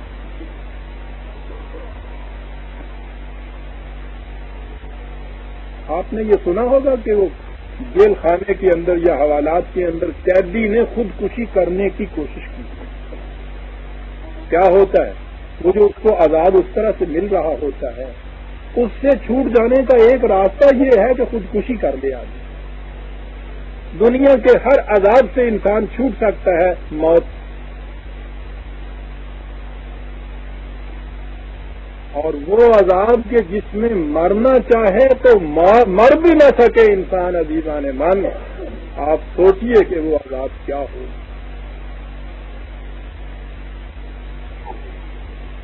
ہمارے ہاں تو 2 ہی اصطلاحیں تھیں یا ایک مردہ ہوتا ہے یا زندہ ہوتا ہے.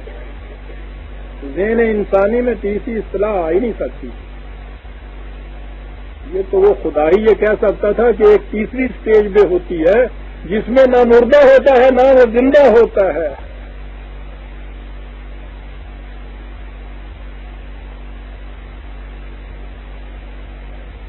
عشق ہے مرگ با شرف، مرگ حیات بے شرف. بے عزتی کی زندگی موت ہے. کبھی زندگی تو اس میں باقی رہتی ہے. سانس تو لے رہا ہوتا ہے وہ لیکن آپ اسے زندہ انسان کہہ سکتے ہیں. اور یہی وجہ ہے کہ قرآن نے یہ جو زندہ انسان تھے سانس لینے والے انسان ان سے یہ کہا ہے یا ایھا الذین آمنوا استجیبوا للہ وللرسول اذا دعاکم لما یحییکم. اے دعویٰ ایمان رکھنے والوں خدا اور رسول کی اس دعوت کے اوپر لبیک کہو جب وہ تمہیں بلائے اس چیز کی طرف جو تمہیں زندگی عطا کر دے. زندہ انسانوں سے کہا جاتا ہے کہ آؤ اس چیز کی طرف جو تمہیں زندگی عطا کر دے. نظر آیا کہ قرآن کی روح سے یہ جسے ہم فزیکل لائف کہتے ہیں یہ حیوانی سطح کی زندگی ہے، انسانی زندگی یہ نہیں ہے. کیونکہ یہ تو زندوں سے کہا گیا ہے نا کہ آؤ اس کی طرف جو تمہیں زندگی عطا کر دے. انسانی سطح کی زندگی کچھ اور زندگی. تو جو یہاں کہا گیا ہے کہ پھر اس میں نہ موت ہوگی نہ زندگی ہوگی، تو معنی اس کے یہ ہے کہ فزیکل ڈیتھ تو اس کے اندر ہوگی نہیں، اور انسانی سطح کی زندگی جسے کہا جاتا ہے وہ زندگی بھی وہاں نہیں ہوگی۔ یہ ہے عزیزان من وہ جہنم جو اس دنیا میں بھی ہوتا ہے۔ ابھی اگلی آیت میں آتی ہے یہ بات کہ یہ ہوتا کیا ہے جہنم، اور اگلی زندگی میں تو جو ہوتا ہے ہمارے سامنے ہے۔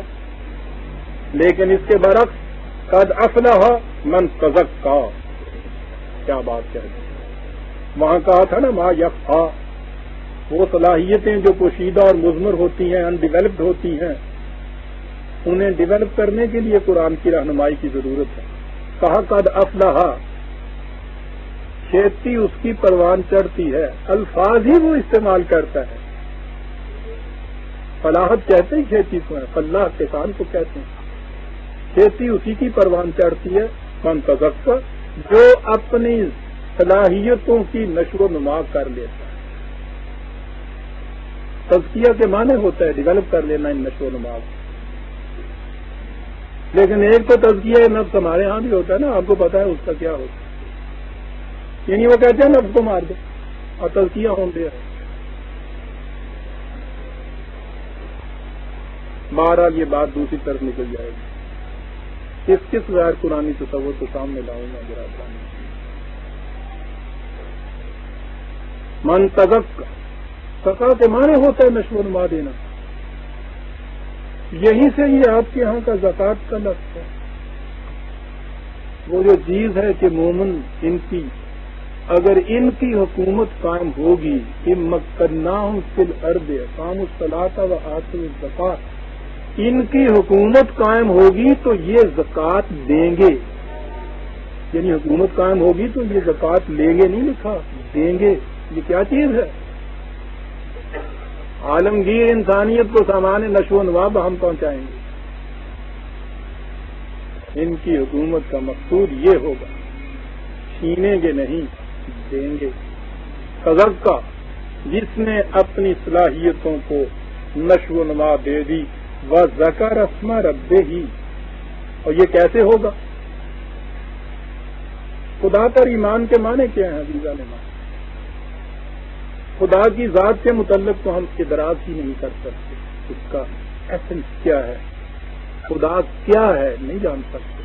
اس نے اپنی جو صفات ہمیں بتائی ہیں وہ ذات کی مختلف فیسٹس ہیں، مختلف گوشے ہیں، مختلف پہلو ہیں، مختلف بیسک کیریکٹرسٹک ہیں ایک پرسنالٹی کے، اس پرسنالٹی کے دی موسٹ پرفیکٹ پرسنالٹی، مکمل ترین ذات کے مختلف شعبے، مختلف خصوصیات جسے صفات خداوندی یا اسماء کہتے ہیں۔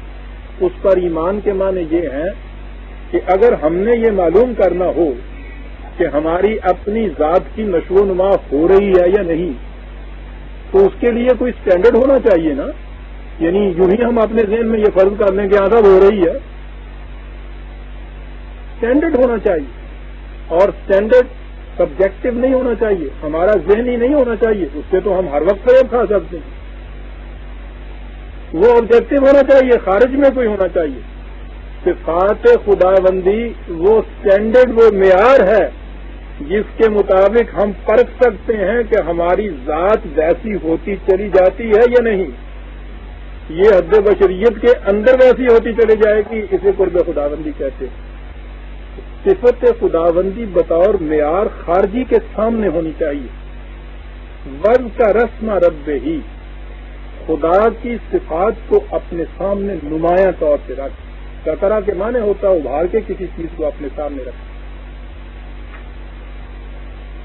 یہ رکھو۔ پھر اس کے بعد فصل لا، جس کا ترجمہ صرف ہمارے ہاں کہہ دیا گیا کہ نماز پڑھ، جیسا کہ میں نے عرض کیا ہے یہ صلاۃ کے اجتماعات نہایت ضروری ہیں، لیکن یہ محدود یہیں تک نہیں ہے صلاح۔ یہاں تو آپ دیکھیے کتنی بڑی چیز قرآن کہہ گیا، صفات خداوندی کو اپنے سامنے بطور معیار کے رکھ، اور اس لفظ کا لغوی معنی ہے فصلہ کے معنی، پھر اس کے پیچھے پیچھے چلتا جائے۔ آپ دیکھ رہے ہیں کتنا صاف کر جاتا ہے قرآن۔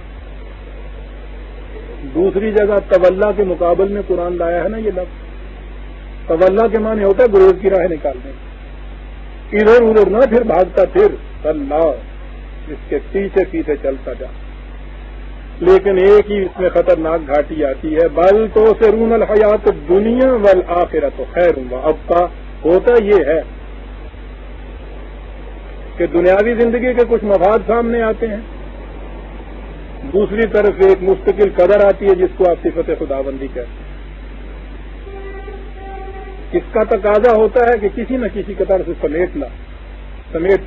اس کا تقاضا ہوتا ہے کہ نہیں, اس مستقل قدر کو ہاتھ سے نہ جانے. یہاں آ کے دونوں میں کلیش ہوتا ہے, ایک کائی پڑتی ہے. وہ کہتا ہے یہاں ایک گروہ ایسا آتا ہے سامنے تو سرون الحیات الدنیا, وہ ترجیح دیتا ہے اس مفاد عاجلہ کو. دیکھیے آپ, یہاں کے یہ مفاد قابل نفرت نہیں ہے, ترک کر دینے کے قابل نہیں ہے. صرف ایسا وقت جب آ جائے کہ دونوں میں آپ کو تقابل کا وقت آ جائے, اس وقت اسے ترجیح نہیں دینی چاہیے. یہ صرف ان کا ہے قرآن. کیوں والآخرۃ تو خیر وابقیٰ, اس لیے کہ مستقبل کا جو ہے زندگی انسان کی وہ اس سے کہیں بہتر ہے. اور بہتر کے ساتھ کہا ابقیٰ, وہ ایسی ہے جس کو بقا نصیب ہو سکتی ہے, اسے بقا نہیں ہوتا. اور یہی معیار یہاں کیا. نیک عملی جسے آپ کہتے ہیں اس کے لیے قرآن نے ایک ہی معیار قرار دیا. وَأَمَّا مَا يَنفَعُ النَّاسَ فَيَمْكُثُ فِي الْأَرْضِ. یاد رکھو, نیک عمل کا تمہیں بتائیں کہ معیار کیا ہے. جو شے نوع انسانی کو نفع پہنچانے والی ہوگی وہی باقی رہ سکتی. اب یہ جو ابقا کہا تو انسان کے وہ اعمال اس کو بقا بخش سکتے ہیں جو اعمال نوع انسانی کے لیے نفع بخش ثابت ہیں.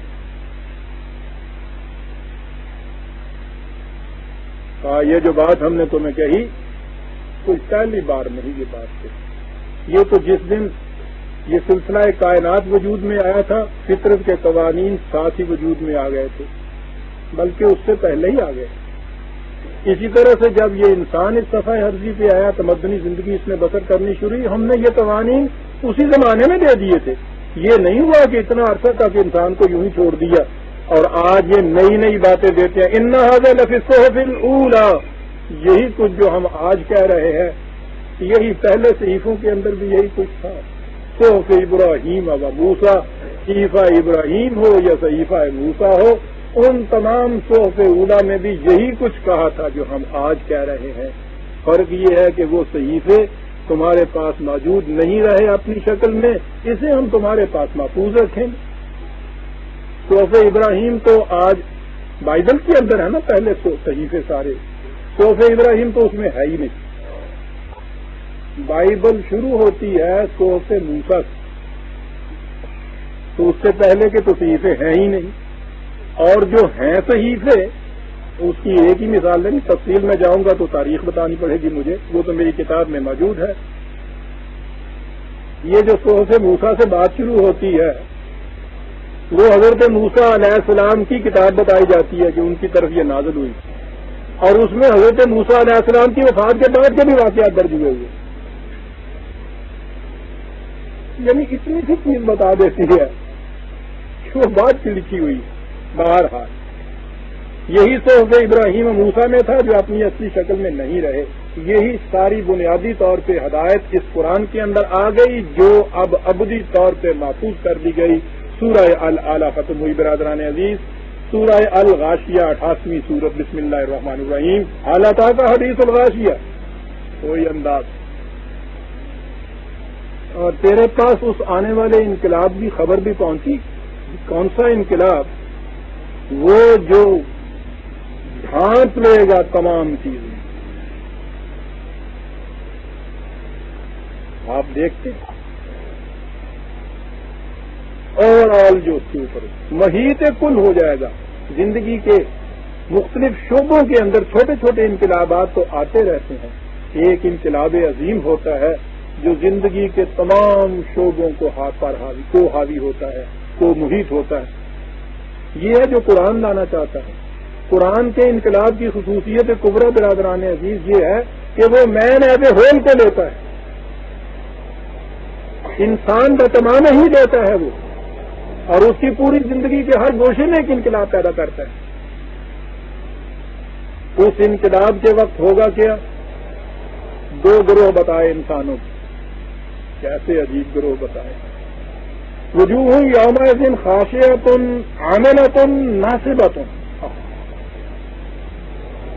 دیکھیے برادران عزیز، غلط نظام کا نقشہ کس طرح دو لفظوں میں کھینچ دیا ہے۔ ایک گروہ اپنے آپ کو بڑا ہی ذلیل محسوس کرے، یوں کی ہوئی نگاہ، ذلیل پستیوں کے عالم میں۔ کون سا یہ گروہ ہوگا؟ عاملۃ، محنت کشوں کا گروہ۔ بظاہر تو یہ نظر آتا ہے کہ عامل عمل کرنے والے، کام کرنے والے، محنت کش۔ بھئی یہ کیوں اس طرح سے ذلیل محسوس کریں؟ کہا نظام یہ ہوگا عاملۃ ناصبۃ، وہ محنت کش کہ دن بھر محنت کریں گے اور شام کو تکان کے سوا ان کو کچھ نہیں ملے۔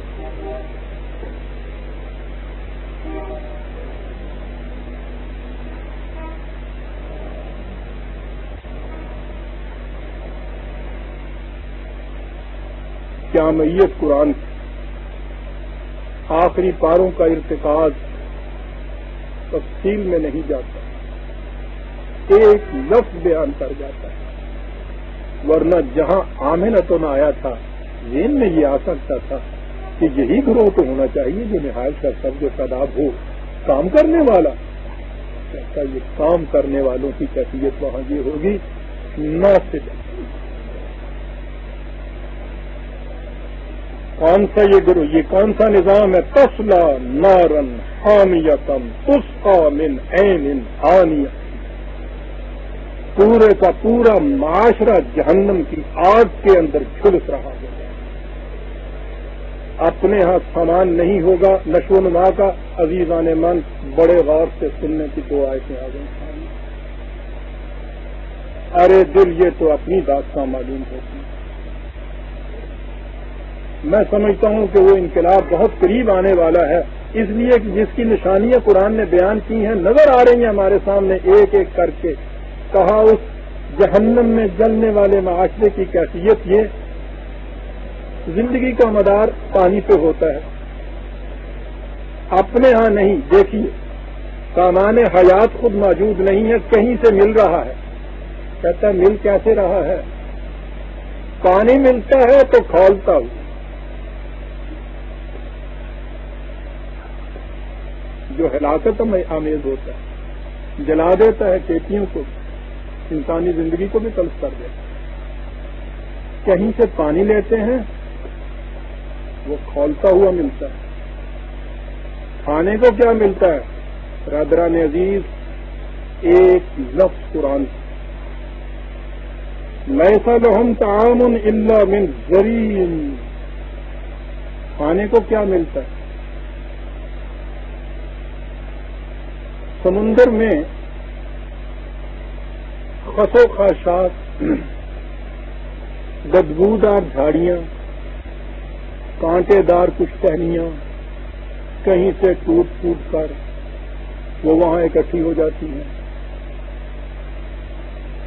اس کو اس کی ضرورت نہیں ہوتی،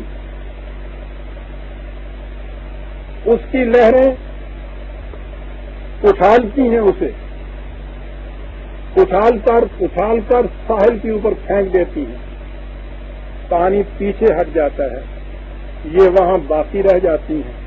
کہا کہ یہ جہنم ان قوموں کا ہے کہ دوسری قوموں کی طرف سے جو کچھ انہیں ملے گا وہ اس انداز سے ملے گا جیسے یہ سمندر کی بڑی بڑی طلاقم تیز لہریں اچھال کے ان چیزوں کو ڈال دیتی ہیں تمہاری طرف، وہ چیزیں جو دنیا میں کسی کے کام کی نہیں ہوتی۔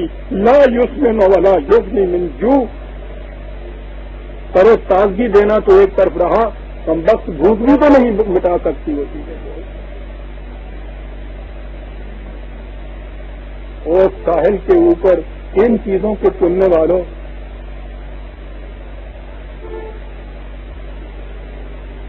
دوسروں کی بخشش پہ اس طرح سے نگاہ رکھنے والوں، جھولیاں لے کر مانگ کر یہ چیزیں کھانے والوں، تمہیں پتہ بھی ہے مل کیا رہا ہے تمہیں اس کے اندر سے؟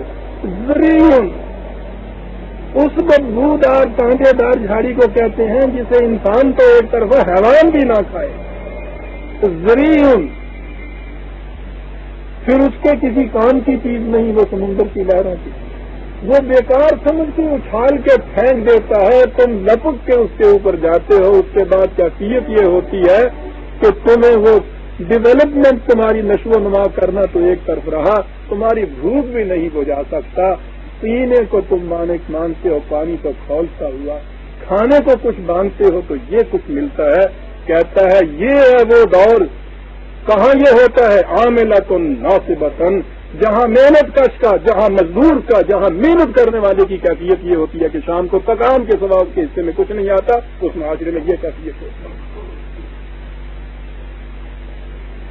وجوہ یومئذ نائمۃ، اور دوسری طرف دوسرا گروہ جو ہے ان کی کیفیت جو ہے ناصبۃ، نائمۃ لایا ہے اس کے ساتھ، نائمۃ، نام کا لفظ کیا عرض کروں، وقت کیا، یہ وقت تو چاہیے تھے، ایک صورت ہوتی، ہفتہ بھر کا وقت ہوا کرتا، بہرحال نائمۃ، نام، انعام، انعمت علیہم جس سے کہتے ہیں۔ عربی زبان میں نام کا لفظ جو ہے عزیزان من، تر و تازگی، نرمی اور آسائش، روانی، رفعت اور بلندی، یہ ساری چیزیں جس چیز کے اندر ہوں اس کے اندر، اس کے لیے یہ لفظ بولا جاتا ہے۔ اور پھر ان کے ہاں نائم اس کو کہتے ہیں جو کنویں کی منڈیر پہ کھڑا ہوا پانی نکالے اور پیاسوں کو آواز دے کہ آؤ تمہیں میں پلا۔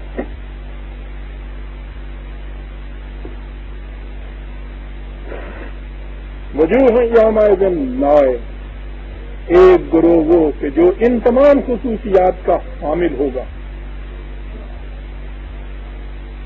عزیزان من پہلے سن لیا تھا کہ محنت کش کی کیفیت وہاں کیا ہوگی، اب اس کے برعکس لسعیھا راضیۃ، جس کی محنت بھرپور نتائج لے کے واپس آئے گی۔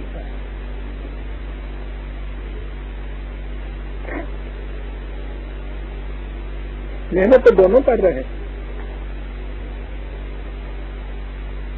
فی جنت عالیۃ، پھر وہی باغ کی، وہ تو قرآن دیتا ہی مثال یہ، جہاں اس نے آسائشوں، سامان زیست کی فراوانیوں، روانیوں، راحتوں کا مجموعی طور پہ ذکر کرنا ہوتا ہے، خود عربوں کے ہاں اس کے لیے ایک لفظ ہوتا ہے باغ۔ ہم بھی تو باغ و بہار شخصیت کہتے ہیں اپنے، لیکن قرآن تو ایک لفظ میں بات کہیں سے کہیں پہنچا دیتا ہے۔ باغ جو ہوتا ہے اس کی سطح ہموار ہوتی ہے، وہ کہتا ہے جنت عالیۃ، وہ باغات کے جن کے ثمر تم کو بلندیوں کی طرف لے جانے والے ہوں گے۔ لا تسمع فیہا لاغیۃ، اس میں کوئی بات بیکار اور لغو نہیں ہوگی۔ لغو ہوتے ہیں یہ پرندوں کی کی جسے ہم کہتے ہیں، شور بہت مچایا جائے، مطلب کی بات کچھ نہ ہو۔ دیکھتے ہیں آج آپ 16 صفحے کے روز اخبار آپ کے سامنے آتے ہیں، ہوتی ہے چینچی ساری یا نہیں، کوئی مطلب کی بات اس میں سے نکلتی ہے، بڑے بڑے بیانات، یہ تقریروں کی تقریریں، صفوں کے صفیں، کتابوں کی کتابیں چلی جا رہی ہیں، لاغیت لغو، اس میں یہ بات نہیں ہوگی۔ ہوگا کہ فیہا عین، زندگی کا آب حیات دینے والا چشمہ، ٹھیک ہے، بڑی بات تھی لیکن قرآن ہے۔ چشمہ وہ نہیں کہ جو تمہارے اپنے ہی باغ کے اندر بہے اور وہیں تک رہے، عین جاریۃ، اپنے پانی کو لے کے آگے بہنے والا چشمہ۔ تو بات ہی یہ ہے، میرے کھیت کا چشمہ، آپ کے کھیت کا چشمہ، یہ تو ہر ایک کے یہاں ہوتا ہے۔ وہ چشمہ جو میرے کھیت سے آگے پانی کو لے جائے، یہ اس معاشرے کی بات ہے. فیہا سرر مرفوعۃ و اکواب موضوعۃ و نمارق مصفوفۃ و زرابی مبثوثۃ. کیا لاتا ہے اس طرح سے.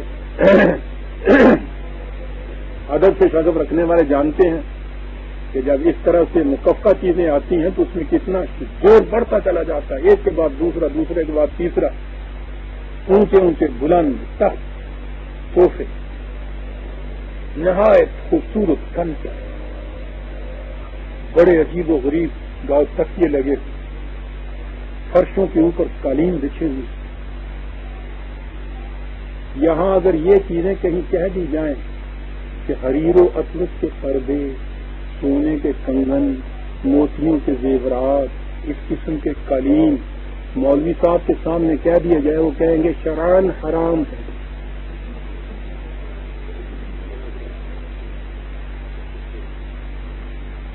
اور یہ ساری چیزیں وہ گنا رہا ہے اس کے اندر. انعامات خداوندی کہ یہ چیزیں ملیں گی کس نظام میں, جس میں ہر ایک کی محنت بھرپور نتائج لے کے سامنے آئے. پھر وہی بات آ گئی, اتنا کچھ کہنے کے بعد پھر وہ شہادتیں پیش کرتا ہے. شہادتیں پیش کرتا ہے قاضی کائنات کی.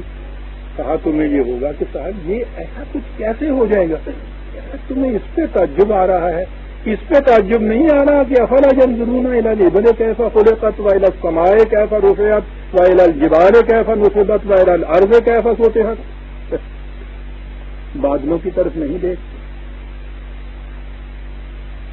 سمندر کے کھاری تلخ پانی سے کشید کرنے کے بعد یہ سورج کی کرنیں ان کو اپنے کندھوں کے اٹھا کے اوپر لے گئی. مشکیزیں بھرے ہوئے ہوا کے دوش کے اوپر اڑتے پھر رہے ہیں.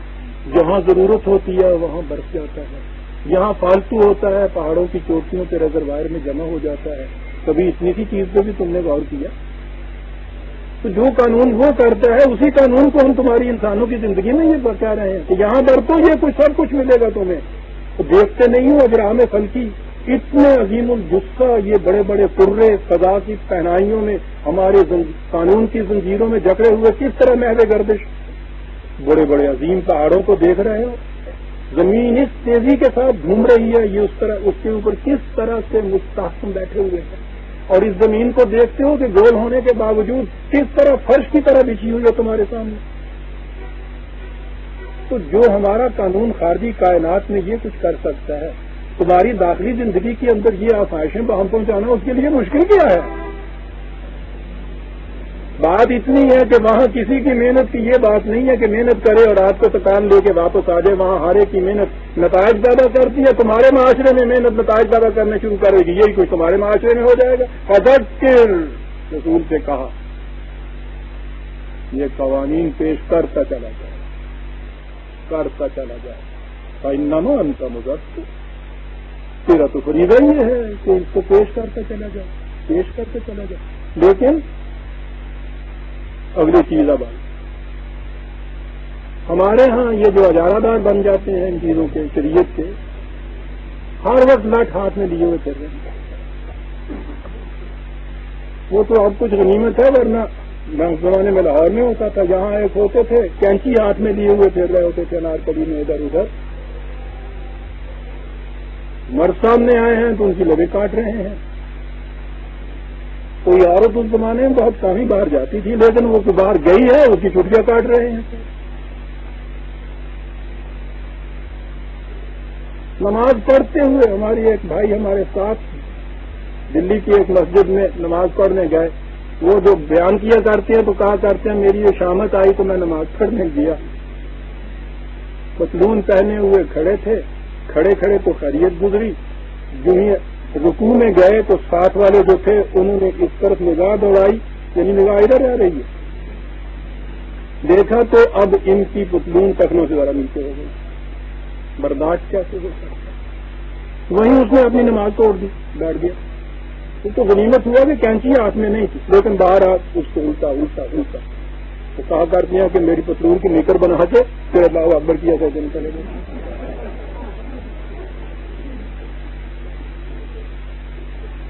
دیکھتے ہیں آپ، سنیے، فذکر انما انت مذکر، تیرا کام یہ ہے پہنچایا چلا جا، لست علیہم بمسیطر، کا تو داروغہ نہیں مقرر ہوا ان کے اوپر کہ لات کے ذریعے سے مناتا چلا جائے.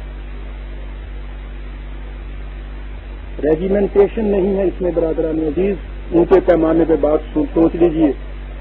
یہ جتنا نظام آپ کے ہاں پرورش کا، اشتراکیت کا، کمیونزم کا جتنا نظام قائم ہوئے ہیں، روٹی تو دیتے ہیں، ریجیمنٹیشن سے دیتے ہیں، مسیطرن ہے، داروغہ بن کر دیتے ہیں، ہنٹر کے دور کے اوپر وہاں نظام چلتا ہے. قلب کی گہرائیوں سے چشمے نہیں پھوٹتے، اس لیے کہ وہ قلب سے ہی منکر ہے کہ یہ ہوتا ہی نہیں. تو جو چشمہ وہاں سے نہیں پھوٹے گا اس کو تو ہنٹر کے زور پہ منوانا پڑے گا. ریجیمنٹیشن نہیں ہے، لست علیہم بمسیطر الا من تولی وکفر. تو جو منہ پھیرتا ہے، انکار کرتا ہے اس کے متعلق، لکھ لے کہ تو پھر رہا ہے. سوال ہی نہیں ہے کہ تو کیا کر رہا تھا. یعذبہ اللہ العذاب الأکبر، خدا کا قانون خود اس کو تباہی کا عذاب دے دے گا. ان الینا ایابہم، بڑی عظیم چیز، ان الینا ایابہم. ایاب کہتے ہیں وہ مقام جہاں پلٹ کے کسی نے ضرور آنا ہے. جدھر جیتا ہے یہ چلے جائیں. تولا کہا تھا نا، یہ تو بھاگ رہے ہیں ادھر ادھر، کہاں بھاگ جائیں، کہاں بھاگ کے جائیں گے. وہ جو کہا کرتے ہیں کہ ساری رات وہ چلتے رہے، صبح جب اٹھ کے دیکھا تو وہیں کہیں تھے. کہا یہ چلنے تو ان کو جدھر جا رہے ہیں، یہ جدھر بھی جائیں گے ان کا قدم ہماری ہی طرف اٹھ کے آئے گا. ہر طرف ہمارا قانون مکافات عمل گھیرا ڈالے ہوئے ہوگا. محیط بالکافرین، ہم تو چاروں طرف سے جان بچھائے ہوئے ہیں صاحب. جانے تو ان کو جدھر جاتا ہے. عجاب کے معنی ہوتا ہے پھر لوٹ کے کہیں آنا. 2 منٹ کی اجازت دیں تو ایک لفظ سامنے آ گیا ہے. کیا بات ہے صاحب قرآن کی. عیاب سے ہی لفظ معاب ہے. ان کے ہاں سفر جب کرتے تھے، ہمارے ہاں بھی پہلے سڑکوں کے اوپر پڑاؤ ہوتے تھے، وہ سفر 10، 12، 15 میل روز کا ہوتا تھا. پھر شام ہو جاتی تھی، وہاں پھر ٹھہر جاتے تھے. وہ راستے میں رکنے کا مقام ہوتا تھا، دوسری صبح پھر آگے چلتے تھے. یہ جو راستے میں رکنے کا، سستانے کا مقام ہوتا تھا، اسے معاب کہتے ہیں. وہاں آنا اور وہاں آ کے ٹھہر جانا، سستانا، پھر آگے جانا. منزل آخری کو نہیں کہتے تھے، معاب کہتے تھے. اس راستے میں جو پڑاؤ آتا ہے اس کو آپ حیران ہوں گے عزیزان ایمان، قرآن نے جنت کو معاب کہا ہے.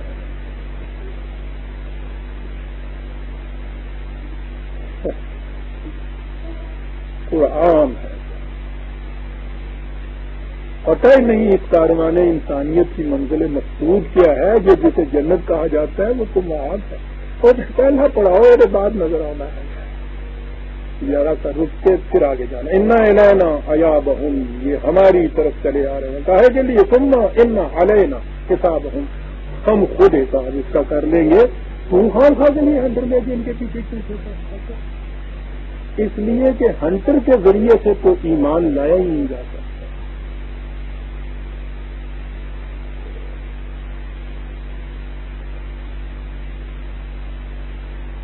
منوانے سے ایمان نہیں آتا. یہ قلب اور دماغ کی کامل رضامندی کا نام ہے. باقی نظام ریجیمنٹیشن سے چل سکتے ہیں. خدا کا یہ نظام ربوبیت دل اور مزاح کے انقلاب کے بغیر وجود نہیں آ سکتا. اور یہ وجہ ہے برادران عزیز، رسول کا فریضہ بھی کہا بلغ ما انزل الیک، پہنچائے چلے جاتا. فذکر انما انت مذکر، ان کے سامنے پیش کرتا چلا جائے. اور پھر جو ان میں سے اس طرح سے اس کے اوپر ایمان لائیں ان کو لے کے الگ. یہ وہ جماعت ہوگی جو اتنے بڑے پروگرام کو لے کے چلے گی. اور یہی کام ہے حضور کے بعد بھی جو قرآن کو پہنچانے والا ہو، اس کا کام یہ ہے پہنچائے چلا جائے. ان میں سے پھر جو نکل کے سعادت مند روحیں آئیں گی، یہ وہ ہوں گی کہ جو اس نظام کو مستقل کریں گی. سورہ الغاشیہ ختم ہوئی برادران عزیز. اس کے بعد اگلے درس میں ہم سورہ الفجر لیں گے. لیکن ذرا تشریف رکھیے، ان کو روکیے.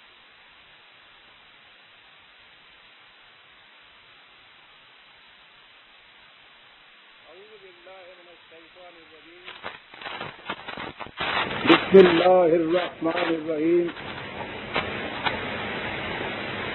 عزیزان ایمان،